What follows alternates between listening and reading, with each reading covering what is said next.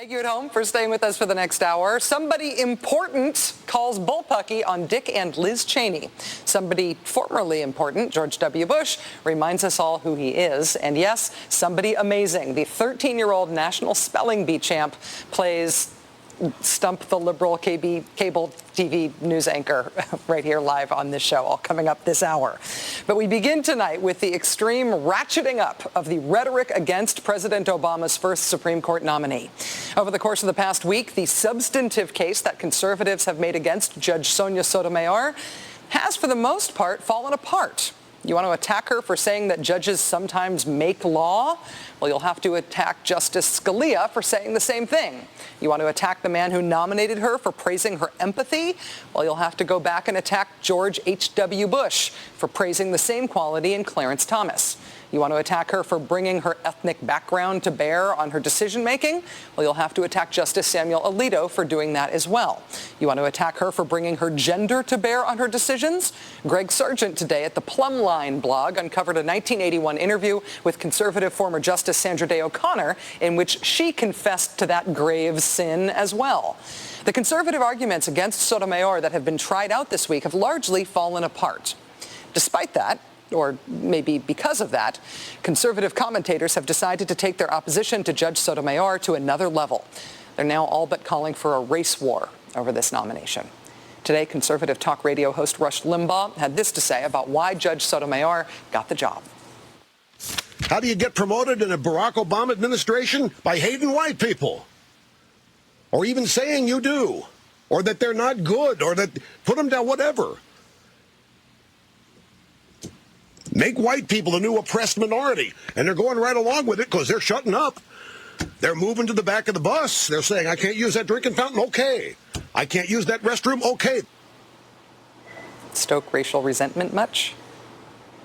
Mr. Limbaugh didn't stop there. He went on to compare Judge Sotomayor to former Ku Klux Klan leader David Duke.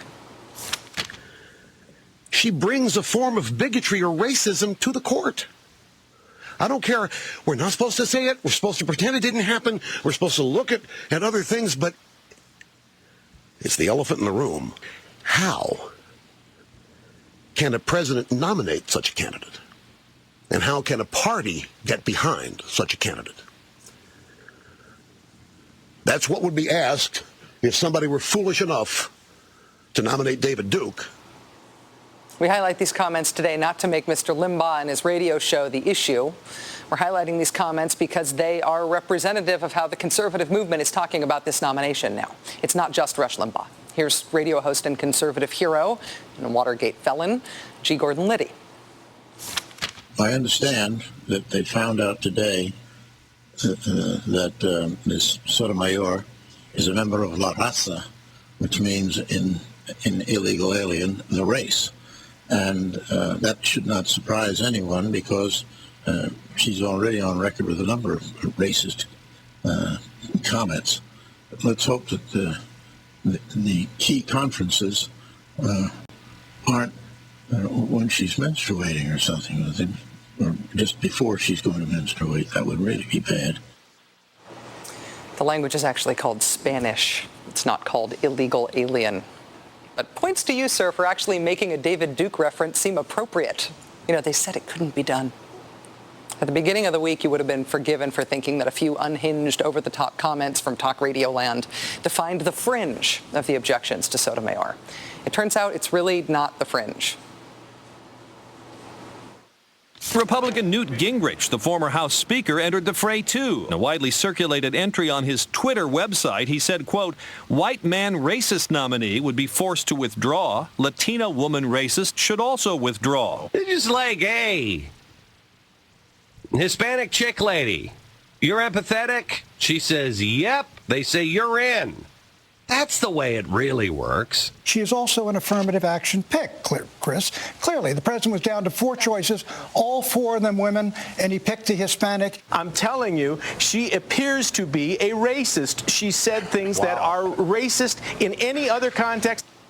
This is the conservative case against Judge Sonia Sotomayor. And now, apparently recognizing belatedly that maybe this is a little over the top for the 2000s, or even the 1990s, or possibly even the 1890s. Some Republicans and conservatives are attempting to put a lid on this pot that's already boiled over. Karl Rove, for example, earlier this week launched this attack on Judge Sotomayor. I'm not really certain how intellectually strong she will be. She has not been very strong on the Second Circuit. She's not liked by her colleagues. She's not particularly respected by her colleagues.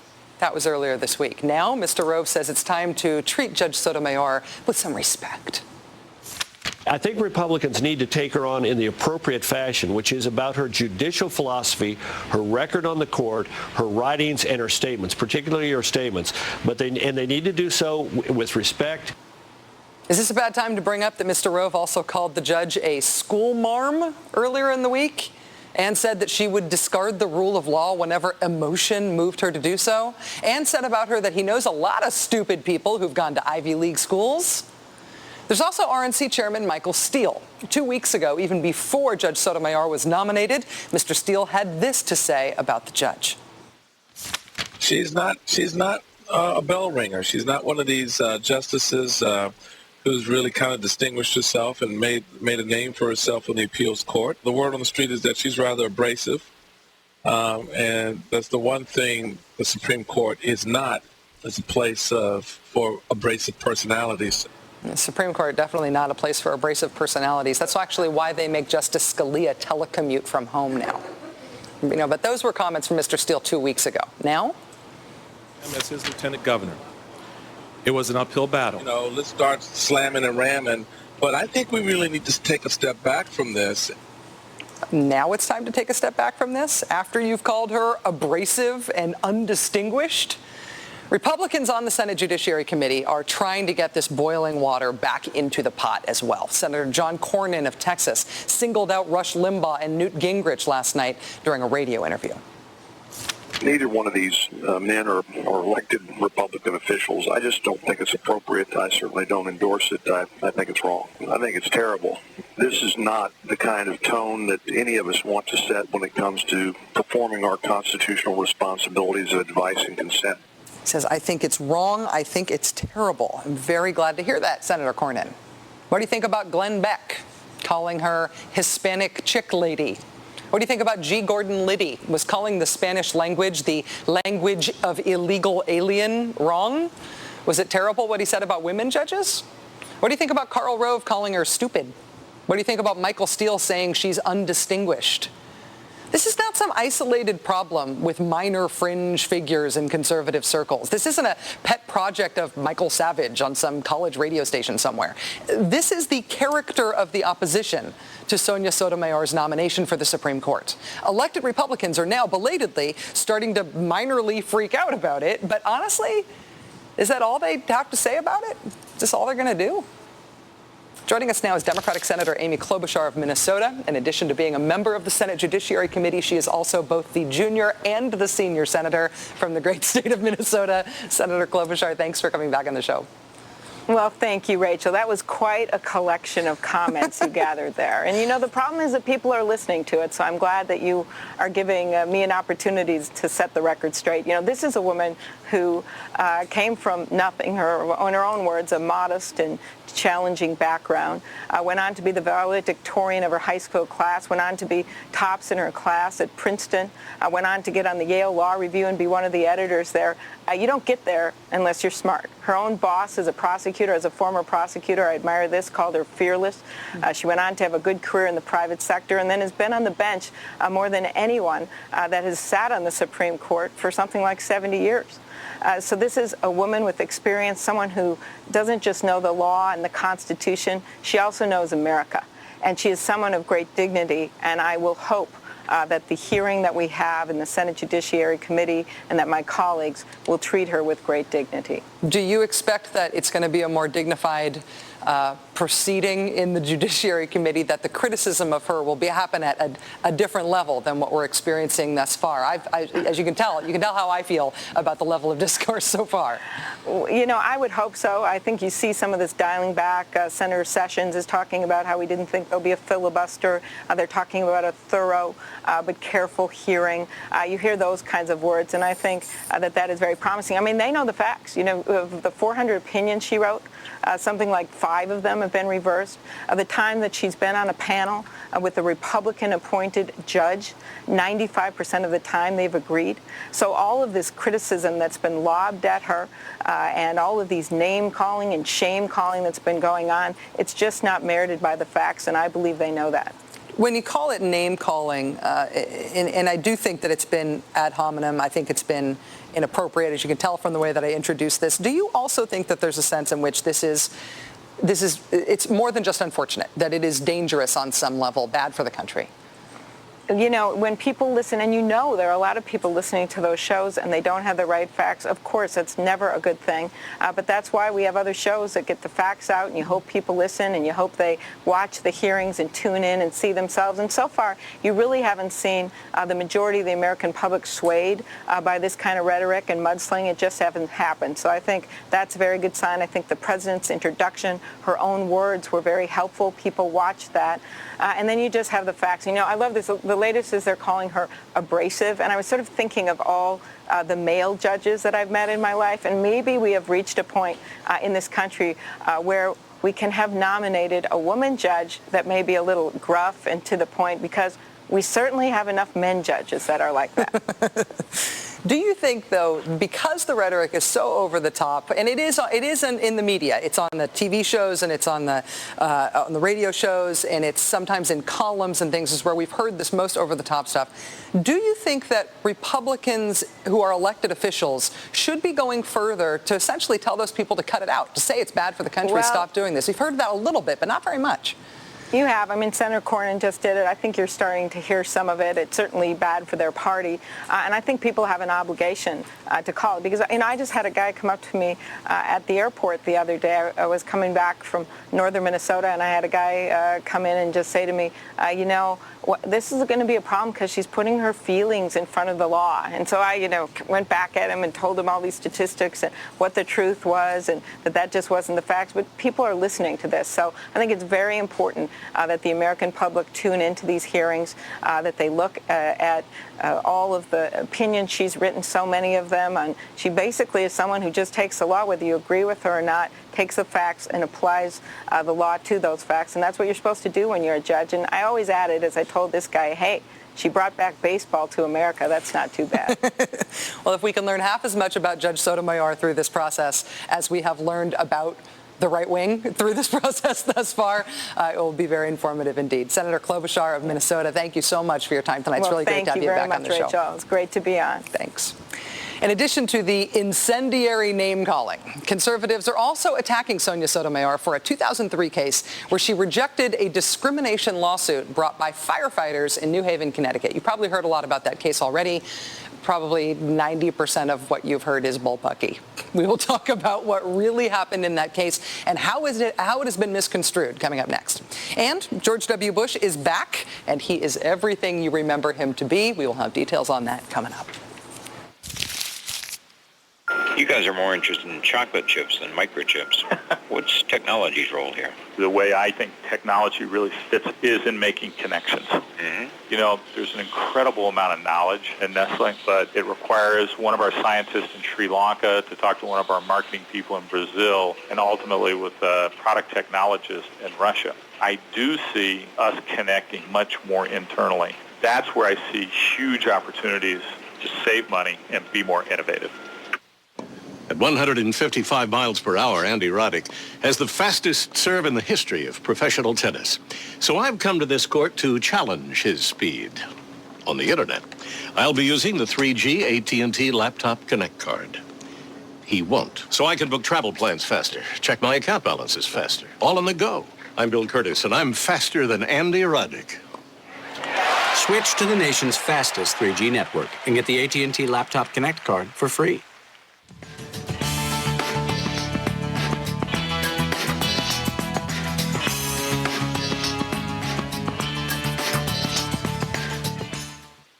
Last year, more than 500,000 investors opened an account at TD Ameritrade.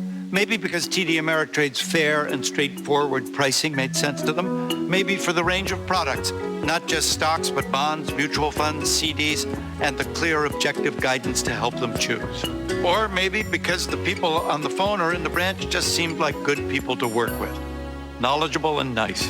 So why not talk to TD Ameritrade? There's never been a better time for a second opinion. Performance now is all about logic. That some cars cost as much as $1,500 to maintain is one thing. That others cost even more is quite another. That a BMW costs you nothing to maintain defies all logic whatsoever, and in turn makes it the most logical choice of all. Performance now is the 3 Series. Through June 1st, get an automatic or X-Drive. Take one Honda Pilot and one Honda Odyssey. Add a 5-star crash safety rating to both, then make them a top safety pick, and it can help you lower your insurance costs, which is one reason why they have a low cost of ownership. That's how you become the best-selling minivan and mid-sized SUV. Go to Edmunds.com for an independent report on the true cost to own a Pilot or Odyssey. And then see your Honda dealer for great leases and low financing. Want to burn 1,000 calories in a 1-hour-long workout? You will when you train like a boxer. Boxing Incorporated trainers push you like your own personal coach. A strength workout, a cardio workout, all in one. And we're not just boxing. Boxing Incorporated has mixed martial arts, jiu-jitsu, Muay Thai, and grappling. The best personal training available. Boxing Incorporated, 2 locations in Tucson. Sign up this month and get hand wraps, gloves, and your first month free. Now. GM in Jeopardy! Chris steers through the politics of Detroit's newest mess. Hardball with Chris Matthews, Monday at 7 on MSNBC. It's MSNBC's all-new weeknight lineup. How refreshing is that? Weeknights beginning at 6 on MSNBC, the place for politics. I have an alert for you about D.C. drama that is yet to come. It's likely that before the Senate votes on confirming President Obama's first Supreme Court nominee, the current Supreme Court will make some big news by ruling on one of that nominee's cases. It's a case about racial discrimination in the New Haven, Connecticut Fire Department.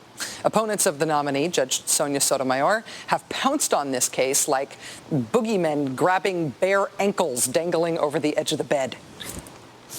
I referred to her today as a reverse racist, and you can see it in the Ricci case that's currently before appeal on the Supreme Court. She ruled against the white firefighter, Ricci, and other white firefighters just on the basis that she thought women and minorities should be given a preference because of their skin color and because of the history of discrimination in the past. The law was totally disregarded. That's what I mean when I refer to her as a reverse racist. When I hear this, I mean, gee, she sure sounds like a racist. I would say she has sustained an act of bigotry against 7 or 8 white firemen. Sustained bigotry. She is a racist, all because of the Ricci case. On the other hand, Stanford law professor Richard Thompson Ford says Judge Sotomayor rejected that discrimination claim because it, quote, it threatened to burn down civil rights law. Joining us now to explain is Stanford law professor Richard Thompson Ford. He is author of The Race Card, How Bluffing About Bias Makes Race Relations Worse. Professor Ford, thank you very much for joining us tonight. Pleased to be here.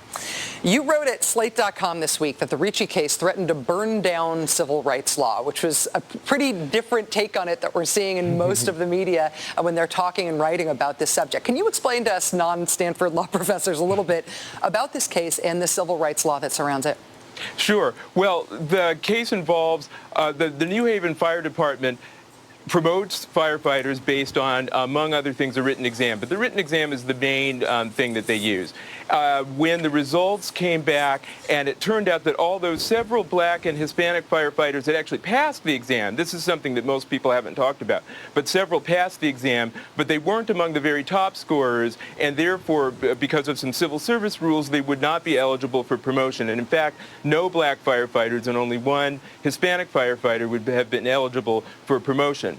The city then decided to drop the exam results and go back to the drawing board, and that's what everyone's complaining about. Now, what's been left out is that civil rights law requires employers to avoid promotion procedures or hiring procedures that unnecessarily screen out members of underrepresented groups. it doesn't require them to hire people who aren't qualified, but it does require them to try to avoid unnecessarily screening out members of underrepresented groups. And New Haven determined that that's what this test did, and that's why they rejected it. So you couldn't have not only could you say, no blacks need apply, no whites need apply for a specific job, but you couldn't, and this is something that you wrote about that sort of opened my eyes to this when you wrote about it in Slate.com this week. You couldn't, for example, have a bench pressing 200 pounds be the test that you needed to pass in order to get a job, just because the employer liked strong employees. That would have the effect of having a disproportionate effect on women employees. And this rule in civil rights law would also exclude that sort of a test. Is that the idea? Absolutely. That's exactly the idea. Now, it's important to say, if the job is one where having a lot of upper body strength is really essential to the job, then the employer could have that test, and they could have it even if it had the effect of screening out most of the women. The problem comes in when the employer has something like a weightlifting exam, and it's not that closely related to the job, or in some cases, maybe it's not related to the job at all. So when an exam has a disproportionate effect on an underrepresented group, the employer is required by the law to make sure that it's closely related to actual job qualifications, and that there's not a better way to go about testing for those job qualifications that doesn't screen out the minority group. And this challenge in this case, had Judge Sotomayor ruled the other way, she would have been ruling that those types of tests, essentially that are designed to smoke out discrimination, those couldn't be used. If she'd ruled the other way, she would have been ruling that the employer can't consider that the employer can't consider the fact that their test might be screening out underrepresented groups, and that would undermine a significant part of civil rights law. It would really put employers in kind of a catch-22, because on the one hand, the law requires them to consider the racial or sex impact of the tests and make sure then that the tests are job-related. On the other hand, now they're saying if they consider the race or sex impact, that they'd be violating the law, so that it really would put employers in a bind. Stanford law professor Richard Thompson Ford, thank you so much for your time tonight. We're going to post a link to your piece from Slate.com about this week at rachel.msnbc.com so everybody can do their homework. Thank you. Thank you. Last night, George W. Bush was asked if Barack Obama is a socialist. You will be glad to know that his insights were as penetrating as ever. It's coming up. And in just a few moments, I interview the winner of last night's National Spelling Bee. I am really nervous. What if I just blank? I will seek somebody with a sharp and independent mind, someone who understands that justice isn't about some abstract legal theory. It is also about how our laws affect the daily realities of people's lives, whether they can make a living and care for their families, whether they feel safe in their homes. I will seek somebody who is dedicated to the rule of law, who shares my respect for constitutional values on which this nation was founded. Even after 32 shampoos, I love how my color stays pure. How? New Everpure. L'Oreal's first shampoo, free of harsh sulfates and salts. Everpure guarantees this. Rich lather so pure it respects every strand. L'Oreal's new Everpure. It all ends June 1st. Do not miss the Nissan National Tent Event. Right now, Nissan delivers exceptional offers and financing on our full line, including 0% on Rogue or Murano, or lease Altima for just $199. And see the all-new Q at your Nissan dealer now. Hurry, when the tents come down June 1st, these deals will end. Look closer. Nissan delivers. Millions of men 45 and older just don't feel like they used to. Are you one of them? Remember when you had more energy for 18 holes with your buddies? More passion for the one you love? More fun with your family and friends? Could be an easily treatable condition called low T. Come on, stop living in the shadows. You've got a life to live. So don't blame it on aging. Go to isitlowt.com to find out more. We now offer phone service for $1.70 a month with MagicJack. That's just $19.95 a year. $19.95 a year. We give you free local and long distance and your own phone number. Replace your phone company or add a second line with MagicJack. Target greedy bankers. We're screwed. He's armed to the teeth. Want to fight about it? Countdown with Keith Olbermann. Weeknights at 8 on MSNBC. Moving to LA to host The Tonight Show changed me. I wake up early every morning for long runs on the beach. My pale Irish skin burning like a vampire in the sun. Whether you're into a good game or a good song, life is good at Handmaker. Assisted living at Handmaker means you can be as active as you want to be. For a tour, call 322-7035. That's 322-7035.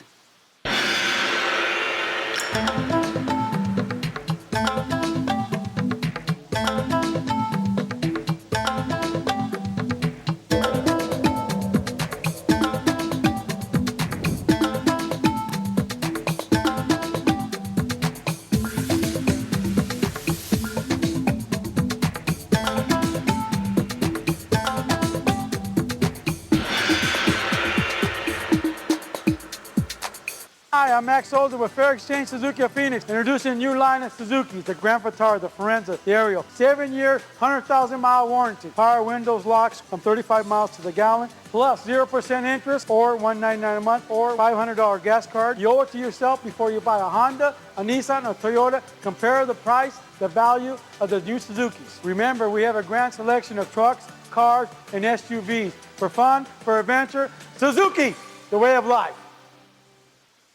After that, there has been widespread weakness over the world over the last 7 days. Kent Jones joins us with the week in review. But first, it's time for a couple of holy mackerel stories in today's news. Former President George W. Bush has made known his personal, principled decision to not criticize his successor.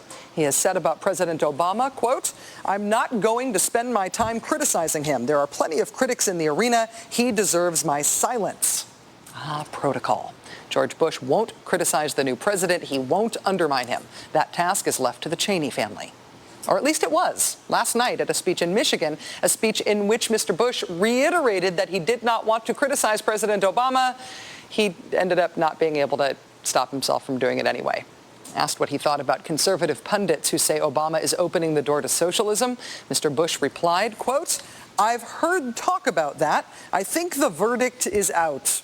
I think people are waiting to see what all this means." I think the verdict is out? Doesn't the verdict come in because the jury is out? How could a verdict be out? Maybe the same way that I won't criticize Obama can also mean I won't deny dude might be a commie. Next up, international news. Russia has accidentally bombed itself. And now Russia is saying I'm very sorry to itself. The Russian Navy accidentally shot about 14 live artillery shells into a sleepy farming town near St. Petersburg. During a military exercise in the Gulf of Finland, a Russian anti-submarine vessel was trying to hit aerial targets. It missed very badly, more than a dozen times. Thankfully, no people were injured, but a few cottages were damaged. One local farmer described the shelling as, quote, "a metal hail." Russia's military is considering adopting Murphy's Law as its 21st century motto, or at least it ought to. In the year 2000, a Russian nuclear sub, the Kursk, sank to the bottom of the Barents Sea. All 118 men on board were killed. In July last year, 7 soldiers were killed when a live tank shell they were loading accidentally exploded. In November of last year, a firefighting mechanism on a nuclear sub malfunctioned and spewed out freon gas. 20 sailors died in that accident. In January of this year, 2 Russian military planes collided, killing 5 people. And I could go on. 3,500 Russian soldiers die in accidents or by suicide every year. Also, did I mention that this is the same country that still has thousands of nuclear weapons? So don't worry, I'm sure they're taking better care of their nukes than they are of their submarines, their planes, their tank shells, and their humans.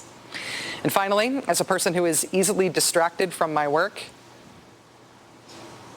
as a person who's easily distracted from my work, I sympathize with the French tennis player in the French Open who just had to play a match against Michelle Larcher de Brito of Portugal. Miss Larcher de Brito is not only a very good tennis player, she is a very loud tennis player. Listen.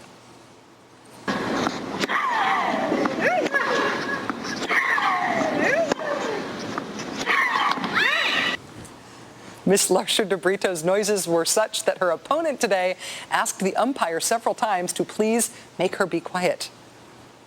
But please, sorry, she She is disturbing me with the screaming. The French player Aravan Rezai was able to defeat her vocally well-endowed opponent in 2 sets. The Portuguese teenager is hardly the first tennis player to get attention for the sound of her game. Monica Seles and Maria Sharapova have also been famous for their shrieking on the game during the game. Ready for the strange part of this story? Seles, Sharapova, and Michelle Larcher de Brito all trained at the same place, Nick Bollettieri's Tennis Academy in Bradenton, Florida. So there's your screaming sports conspiracy theory for the weekend. You're welcome. It's an idea that makes America strong. It's a fair day's pay for a hard day's work. It's health insurance when you're sick or injured. It's job security to provide for your family. It's the fabric of a sound economy. It built the middle class. And it's what the Employee Free Choice Act is all about. Letting workers choose to join a union to earn better pay and benefits. The Employee Free Choice Act. It's time the economy worked for everyone again. Bye-bye, Pace. So long, ooziness. And hello, new C-Bond Value Pack. Say bye-bye, Pace to use, and hello, C-Bond Value Pack. If you purchased Bextra and/or Celebrex on or before July 29, 2005, you could get money back from a class action settlement fund. The lawsuit claims that consumers paid more for Bextra and/or Celebrex than for comparable pain relievers. Call 1-800-547-9360. That's 1-800-547-9360. Or visit BextraCelebrexSettlement.com for information on your legal rights and filing a claim.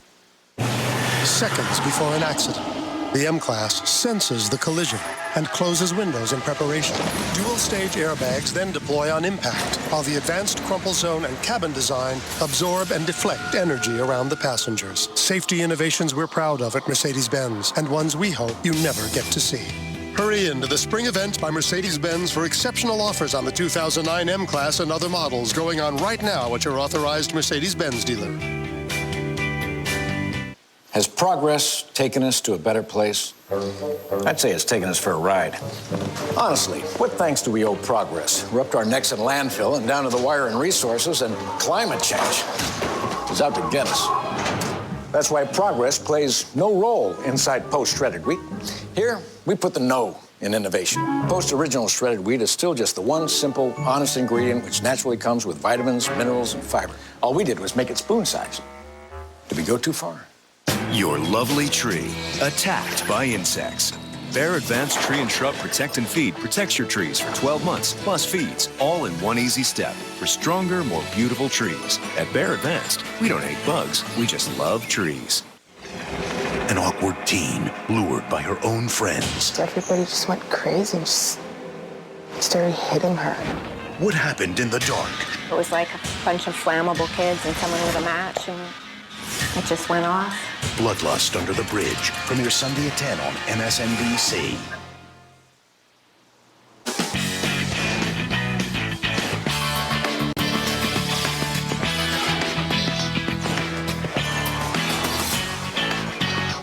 Dick Cheney and his daughter Liz have now made so many appearances on television that it is becoming statistically unlikely that they will be able to continue to reject the advances of this show for long.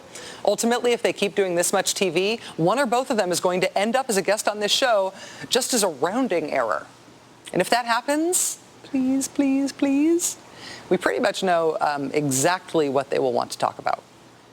There are reports that show specifically what we gained as a result of this activity. There are documents that show the intelligence we gained from that program. But when you've got memos out there that show precisely how much was achieved and how lives were saved as a result of these policies, they won't release those. Well, gosh, he's going to the National Archives. I'm happy to provide them with the room number of the office he needs to go to if he wants to just declassify the memos while he's there. So far, they've refused to put out memos that were done by the CIA that I've requested be declassified that show the positive results of the detainee program. The memos are sort of the focus right now because these memos do show the effectiveness of the program. Every interview, they both go on and on and on about these memos, unrebutted and unchallenged. These are the memos that prove that torture works. Nobody ever challenges them on this because the memos are classified. So no one can fact check the Cheneys on whether what they're saying is true.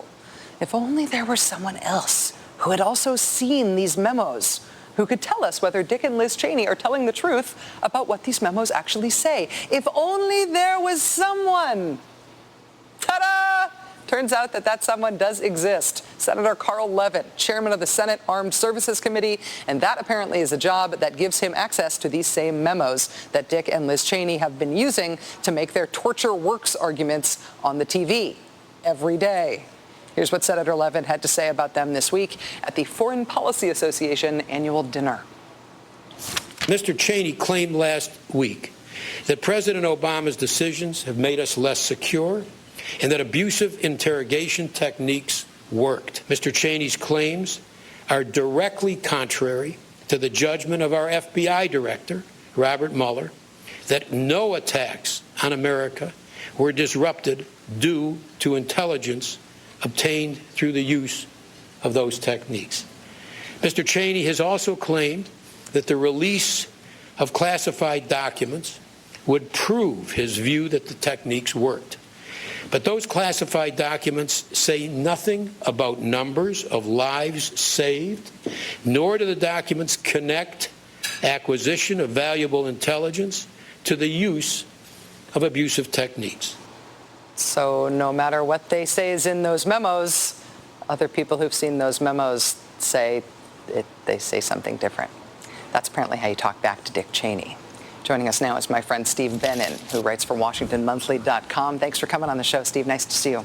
Good to see you. Thanks, Rachel. Is this Carl Levin calling the Cheneys bluff? Do I sort of have this right in terms of what he's saying here? Absolutely. I think that Carl Levin has had enough. He's watched Cheney on the networks. He's seen Liz Cheney everywhere. And he's saying, look, I've seen the same memos. I know what's in those memos. I know the truth. And Dick Cheney isn't telling it. And he did it in a very diplomatic way. He said that Dick Cheney was bearing false witness, which I think is a very classy way of saying that Dick Cheney's lying. But either way, Carl Levin has had enough, and he's out there and setting the record straight.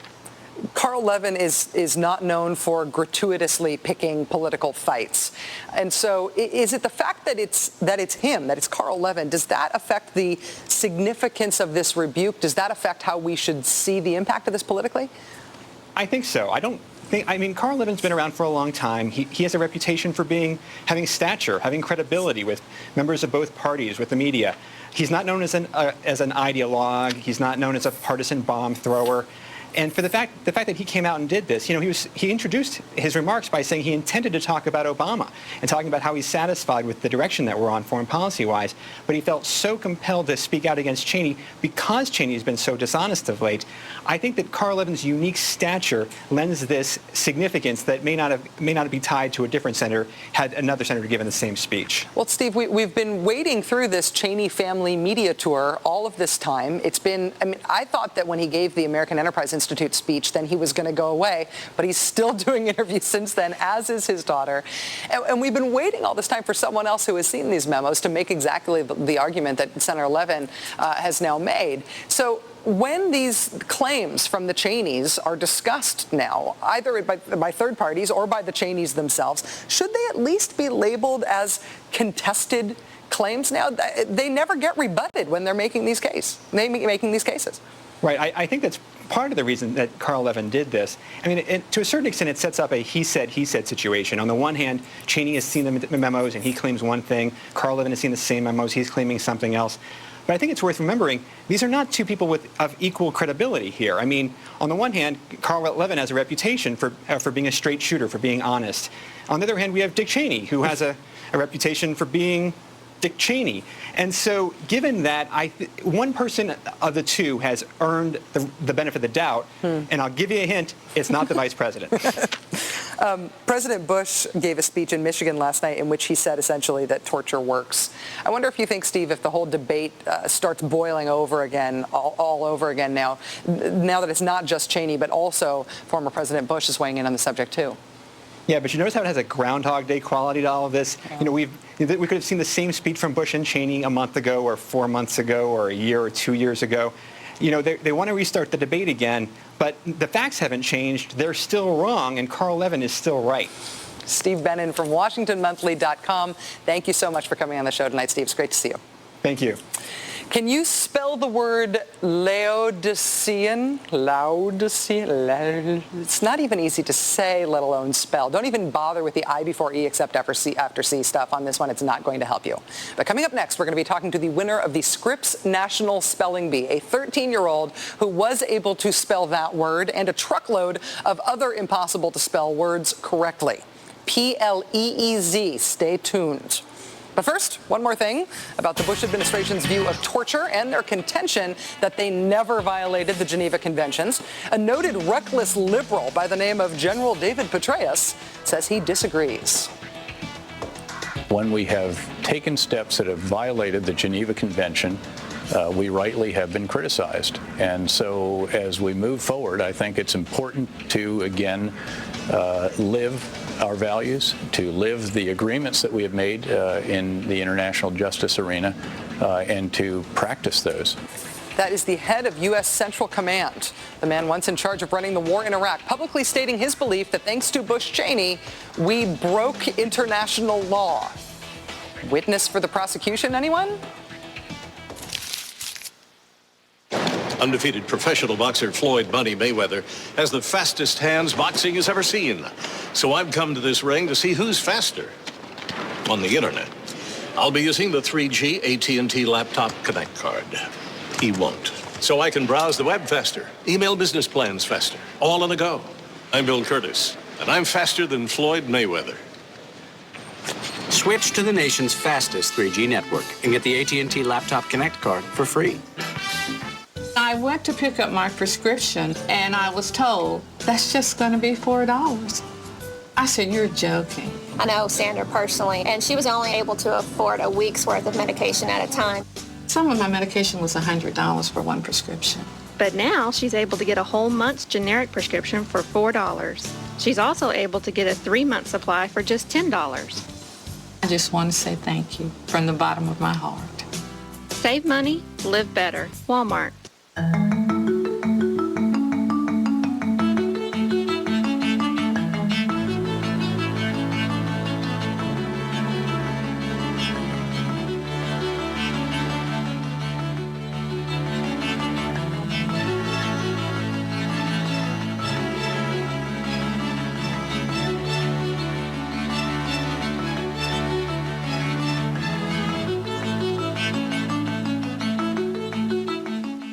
So what is this thing again? It's Fidelity's guidance. It shows you ways to spend in retirement that can help your money last, whatever your plans. Like if we wanted to travel? Or start a business? Yep. Or take some classes? Sure. Or find the best cheeseburger? The line isn't for everything. Whatever your destination, Fidelity has the people, guidance, and investments to help you find your way. Fidelity Investments. Turn here.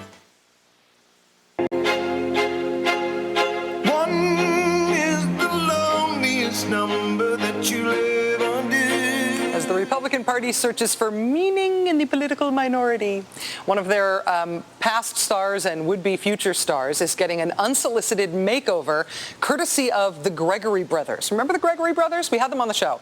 They are the Gregory Brothers and wife who make songs out of the news by playing them through the auto-tune software.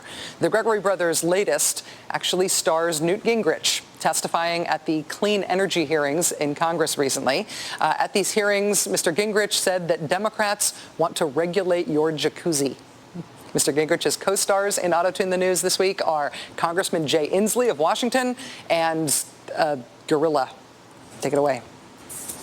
This bill actually has the Secretary of Energy regulating jacuzzis. Now the idea strikes me as close to being nuts. I agree, I'm an angry gorilla, and that makes me angry. The only jacuzzis this will regulate will have to produce 2,500 megawatts of energy. You made me angry with lies, but my angry gorilla pride, I'm angry. Repeat 233. Line 5, portable electric spa. Portable electric spa. I don't know what a portable electric spa is. I was told it was a jacuzzi. The full new edition of Auto Tune the News is linked right now at our website, which is rachel.msnbc.com. Check it out. Rich hair color in just 10 minutes? That's new. And hair that feels stronger? That's even better. L'Oreal's new Excellence to Go. Rich, radiant color in 10 minutes. Plus hair that feels stronger. And grays? Forgotten. In just 10 minutes. L'Oreal's new Excellence to Go. National Car Rental knows I'm picky. So at National, I go right past the counter. And you get to choose any car in the aisle. Choose any car! You cannot be serious! Seriously, you choose. At Brake Masters, we found a better way to service customers. Brake Masters knows how tight your time is, so no appointments are necessary. We take the time to give a customer a free brake check, and if you don't need brakes, we'll tell you that you don't need brakes. We'll give you a written estimate prior to doing the work. And our people are not commission paid, so you know you're going to get an honest brake. We give you an honest break. We truly are the Brake Masters.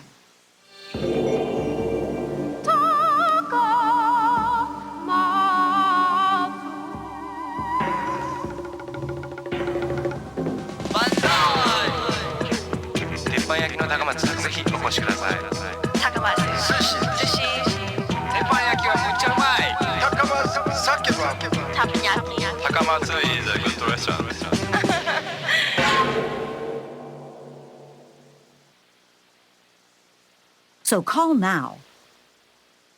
Do you know how to spell the word Maecenas? Perhaps a few clues would help.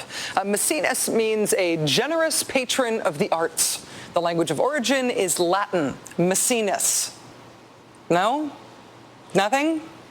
Yeah, me neither. I don't even think I could read the spelling of Maecenas right off the teleprompter. Let's see if 12-year-old Tim Ryder knew how to spell it at last night's Scripps National Spelling Bee. Maecenas.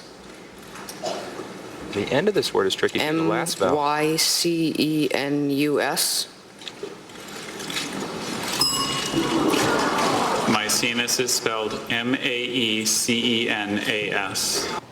Tim Ryder gave it a really great shot, but he was done wrong by a handful of wily vowels. That left 13-year-old Kavya Shivashankar to become the 2009 Scripps National Spelling Bee champion if she could correctly spell the word Laodicean. Laodicean. Laodicean.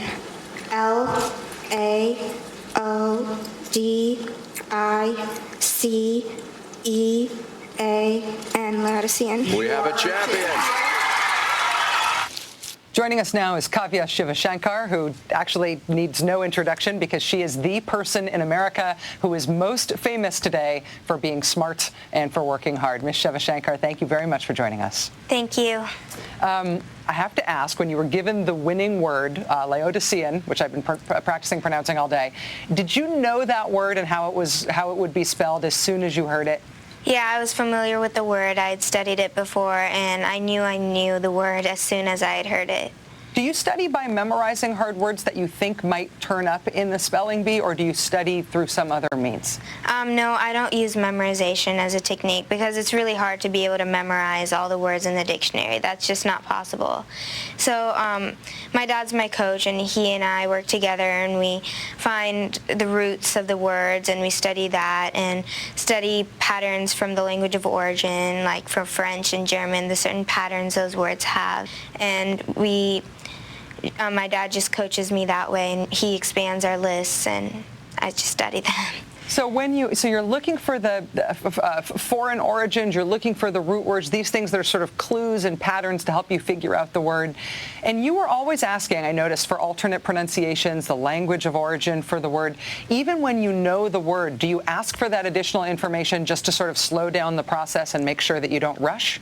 Yeah, it's always good to make sure I have the spelling correctly, and that's also why I write on my palm. That's my technique, to make sure all the information that I've asked for fits in the word makes sense and before I spell the word. But now you didn't always ask for the words to be used in a sentence, and a lot of other competitors did. How come you weren't always asking for that? I don't think I've ever asked that because I don't know, for me, I don't find that useful. I don't get anything out of it, so I don't ask that question. When it seems like a lot of your techniques, once you're in competition, not for preparation, but once you're there, and the way that you're talking about it now, it's all a lot about like concentration, poise, not getting rattled, making sure you don't get rushed into anything. Is that how it feels to you? That it's a lot about discipline and making sure that you don't get rattled? Yeah, I think from doing spelling as well, I've just learned so much discipline and focus, and that's really helped me on the stage to be able to be composed and try to stay calm and clear my thoughts. That helps me focus on the word on stage and be able to think it through and make sure it's 110% right before I spell the word. Hearing somebody who's just turned 13 explain that is very impressive, and I think a lot of people spend their whole lives trying to figure out how to stay poised, stay focused, be operating from a position of confidence. I have to ask if all of the training that you've done to be able to succeed at this level, if it's actually been fun or if it's really just about accomplishment and the hard work. No, this is something I love to do, or else I probably wouldn't have done it. But spelling is just my passion, and I love doing it, and I love competing, and I think it's going to be really weird after this because yesterday was my last spelling bee and I won't be able to compete again, so I'm really going to miss it because it was such a big part of my life and I love doing it. It was a great experience. Do you think you'll do any other kinds of academic competitions in order to sort of fill the void if you're going to miss this? Probably. I'll have to see. I don't know. I'm just going to focus on high school for now, and I know in 10th grade I want to get into some science programs because I want to be a neurosurgeon when I grow up, so that would really help me. Well, at this point, if I would have confidence in you, in your future in doing that. Let me just also ask you some sort of pedestrian advice here. A lot of people have trouble with the same words over and over again. I always get the word separate wrong, and I have ever since I was little. Do you have any tricks you can let us in on for people who maybe have trouble spelling the same words over and over again? Well, I guess those kind of words, you just have to memorize it, although I usually use something like a phoneme or something to help me remember a word. I'm not sure, like something you can connect it with, something personal or something to help you remember the word. And I think it just, the whole spelling takes a lot of hard work and a lot of effort to be able to master it. Would you, maybe you could let me share in a little bit of your glory here. Would you ask me one of the hard words from this year's bee so I can give it a shot and fail miserably? Okay, well, one of my words that I actually wasn't familiar with that I got this year was ergasia.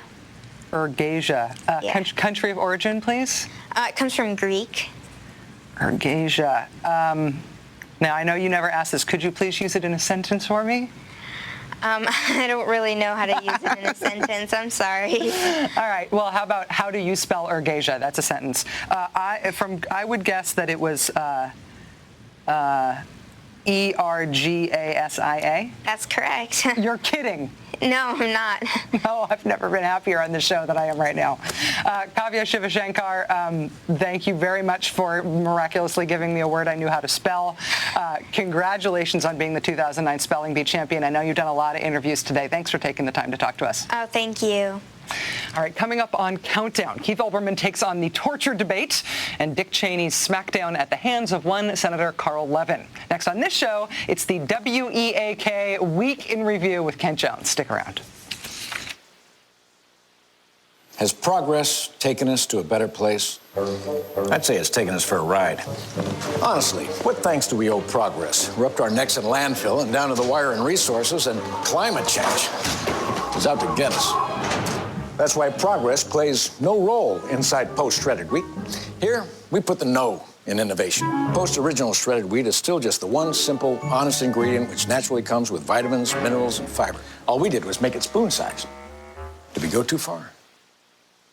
I will seek somebody with a sharp and independent mind, someone who understands that justice isn't about some abstract legal theory, It is also about how our laws affect the daily realities of people's lives, whether they can make a living and care for their families, whether they feel safe in their homes.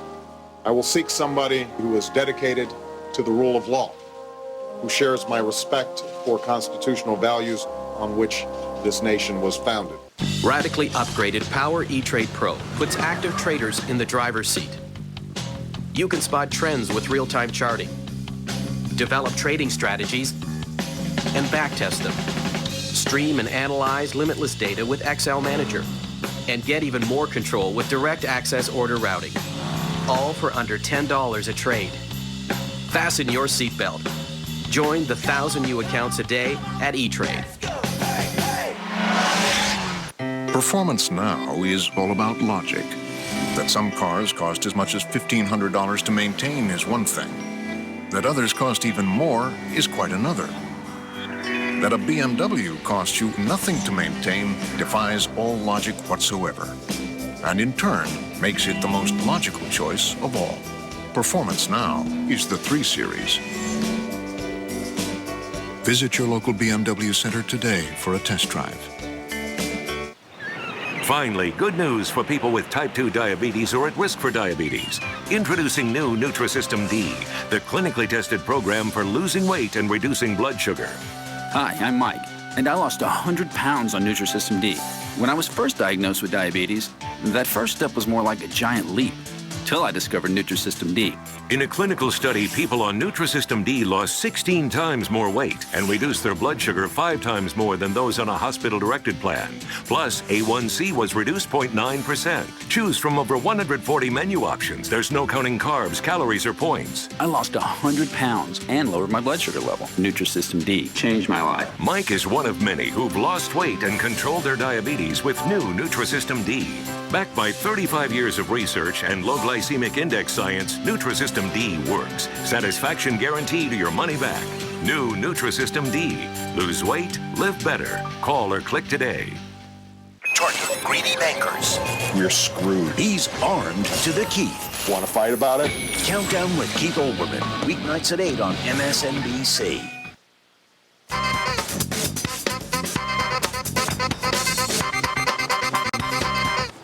Now for the Week in Review, we are joined by the one and only Kent Jones. Hi, Kent. Hi, Rachel. Hi. There is an embarrassment of quality weekitude out there. All right. Shall we? Yes, indeed. First up, typo of the week. The National Organization for Marriage's delirious anti-same-sex marriage ads have been a godsend for comedians. There's a storm gathering. A giant gay storm. One hiccup, they don't seem to be able to spell the word marriage. Look closely. According to their latest ad, the National Organization for Marriage is categorically opposed to same-sex marriage. Hey, geniuses, if you can't spell it, you can't define it. W-E-A-K spells weak. Next, Fashion Cops of the Week. Is it illegal to wear a Yankees Suck t-shirt? The Texas Rangers think so. When Kristen Knapp-Webb wore this shirt to a Rangers-Yankees game, a security guard asked her to turn it inside out or leave the Arlington ballpark before the start of the game. He said the Texas Ranger organization considers that shirt to be profane. I'm not in anybody's face going, oh yeah, anything like that. I'm just wearing the shirt. People are laughing. I think profanity needs a definition, and I don't think sucks is included. And what if the Yankees do, in fact, suck? Final score, First Amendment 1, Texas Rangers, weak. Finally, You Better Work of the week. Modeling's not easy. You have to be able to walk and smile and turn and swim. I hope that's not dry clean only. There's pretty, and there's pretty weak. I know. I would have done it. I've done it 100 times.